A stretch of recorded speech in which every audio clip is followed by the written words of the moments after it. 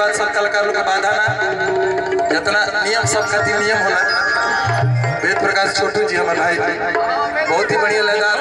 तार हो रही है सुनने के मन कर रहा हमेशा। ठीक ठीक ठीक जनवा जाई हो राजा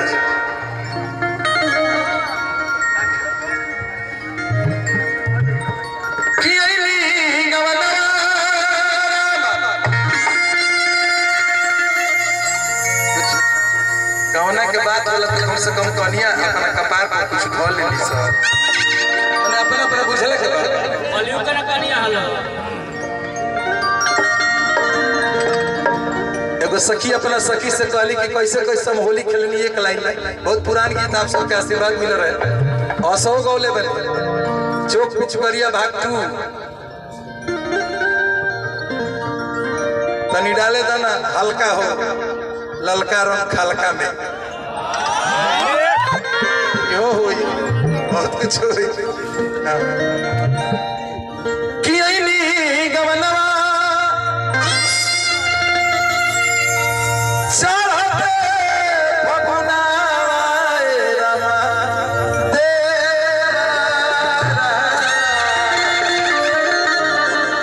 निक लगे तो बस सब सब एक लाइन गावे हमनियों के केनियो ने केनियो जाहि के बाद नारायण ए राम तेरा ए राम तेरा ए राम तेरा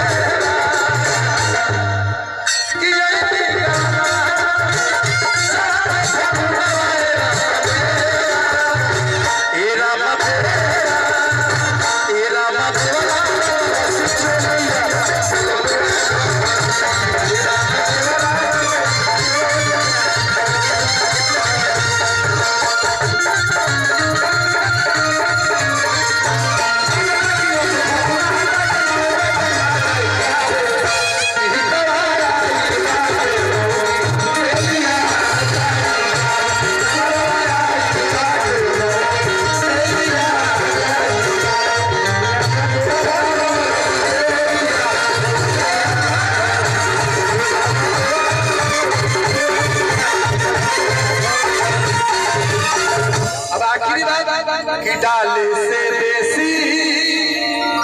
हम बहुत माना कर बोलू मंच से भी निवेदन बा।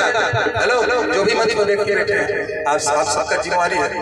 आपका ध्यान इधर होना चाहिए।